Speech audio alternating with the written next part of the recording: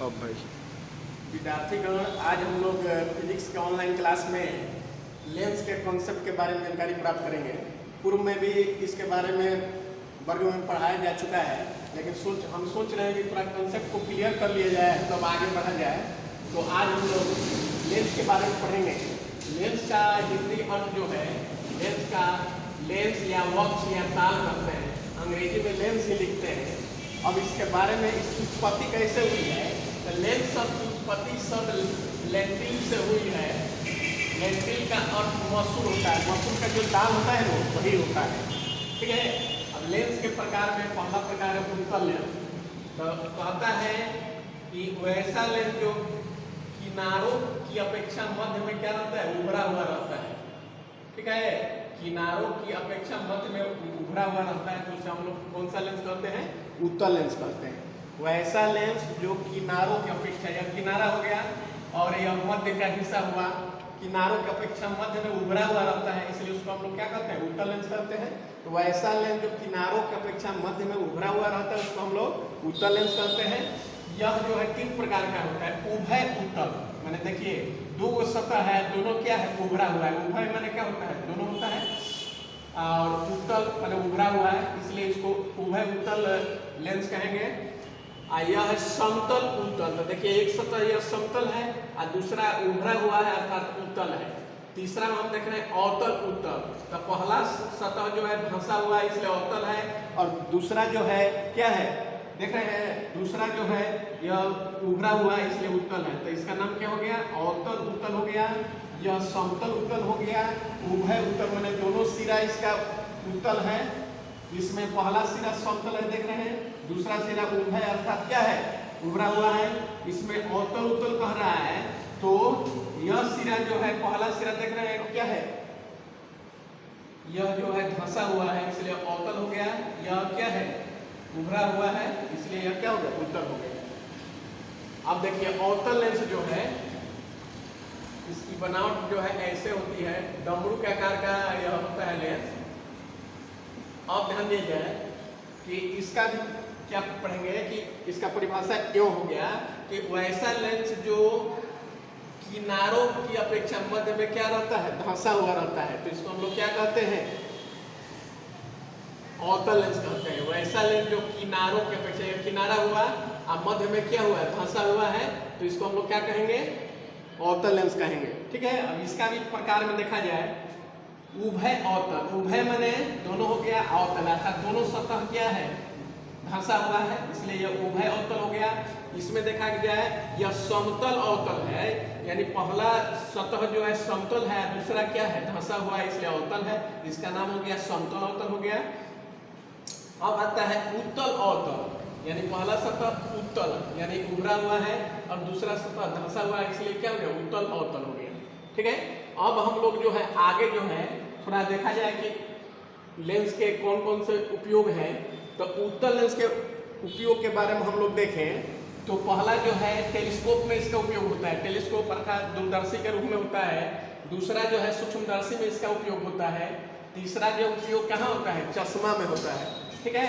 चौथा जो है फोटोग्राफी कैमरा में होता है, तथा पांचवा आवर्धक लेंस के रूप में इसका उपयोग होता है। यह पांच उपयोग जो है उत्तल लेंस का हो गया। अवतल लेंस का उपयोग में देखा जाए, पहला जो है गैलीलियो के टेलीस्कोप अर्थात दूरदर्शी के रूप में होता है और दूसरा चश्मा में होता है। तो चश्मा में दोनों का उपयोग है, अर्थात अवतल लेंस का भी उपयोग चश्मा में होता है और उत्तल लेंस का भी उपयोग चश्मा में होता है। इस तरह हम लोग इसके उपयोग के बारे में देखें। अगला जो है आप पढ़ेंगे उत्तल लेंस को अभिसारी लेंस क्यों कहते हैं। तो देखा जाए इसमें यह उत्तल लेंस हो गया, यह प्रकाशीय केंद्र हो गया, वो हो गया। यह होता है कि मुख्य अक्ष के समानांतर जो भी प्रकाश किरण चलती है, जो टकराने के बाद जो है मुख्य फोकस से परावर्तित हो जाती है। यह जो हो गया, यह टकराई और मुख्य फोकस से आकर ऐसे अनेक किरणें चलेगी। तो हम क्या लिखेंगे, हम जानते हैं कि उत्तल लेंस में मुख्य अक्ष के समानांतर चलने वाली सभी प्रकार की किरणें लेंस से अपवर्तन होने के बाद एक ही बिंदु मुख्य फोकस पर अभिसरित होती है। चूँकि उत्तल लेंस में प्रकाश किरणों को अभिसरित करने का विशिष्ट गुण पाया जाता है, इसलिए उत्तल लेंस को हम लोग अभिसारी लेंस भी कहते हैं। फिर देखा जाए, हम जानते हैं कि उत्तल लेंस में मुख्य अक्ष के समानांतर चलने वाली सभी प्रकाश किरणें लेंस से अपवर्तन के बाद एक ही बिंदु मुख्य फोकस पर अभिसरित होती है। चूँकि उत्तल लेंस में प्रकाश किरणों को अभिसरित करने का विशेष गुण पाया जाता है, इसलिए उत्तल लेंस को हम लोग क्या कहते हैं? अभिसारी लेंस भी कहते हैं। ठीक है। वैसे ही अवतल लेंस में हम लोग क्या देखते हैं कि जो भी किरणें जो होती है मुख्य अक्ष के समानांतर चलती है, वह जो है लेंस से अपवर्तन के बाद जो है एक ही बिंदु पर नहीं मिलती है, बल्कि अपसरित होती है, यानी फैलती है। अर्थात अवतल लेंस में प्रकाश किरणों को अपसरित करने का विशिष्ट गुण पाया जाता है, इसलिए अवतल लेंस को हम लोग क्या कहते हैं? अपसारी लेंस भी कहते हैं। ठीक है। उत्तल लेंस को अभिसारी लेंस कहते हैं और अवतल लेंस को क्या कहते हैं? अपसारी लेंस कहते हैं। ठीक है। तो क्यों कहते हैं? तो इसमें हम लोग क्या लिखेंगे उत्तल लेंस में कि हम जानते हैं कि उत्तल लेंस में मुख्य अक्ष के समानांतर चलने वाली सभी प्रकाश किरणें लेंस अपवर्तन के बाद एक ही बिंदु मुख्य फोकस एक पर अभिसरित होती है। चूंकि उत्तल लेंस में प्रकाश किरणों को अभिसरित करने का विशिष्ट गुण पाया जाता है, इसलिए उत्तल लेंस को हम लोग क्या कहते हैं? अभिसारी लेंस कहते हैं।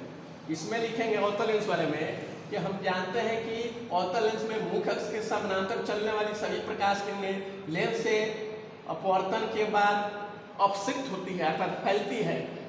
चूंकि अवतल लेंस में प्रकाश किरणों को अपसरित करने का विशिष्ट गुण पाया जाता है, इसलिए अवतल लेंस को हम लोग क्या कहते हैं? अपसारी लेंस भी कहते हैं। अब इसके बाद जो है मुख्य चीज है जो है इससे संबंधित मतलब परिभाषित शब्द है, प्रकाशीय केंद्र है, फोकस दूरी है, फोकस दूरी है, फोकसांतर है, वक्रता त्रिज्या है, वक्रता केंद्र है। ठीक है। तो उतना दूर तक हम लोग नहीं जाना चाहते हैं। अब आते हैं लेंस की क्षमता के बारे में। लेंस की क्षमता क्या है? ये बहुत इंपॉर्टेंट क्वेश्चन है। इससे संबंधित जो है आंकिक भी आते हैं और परिभाषिक शब्द भी यह है। कहता है कि लेंस की फोकस दूरी, तो फोकस दूरी क्या हो गया? एफ हुआ। इसके व्युत्क्रम, तो व्युत्क्रम क्या हुआ? 1/f हुआ।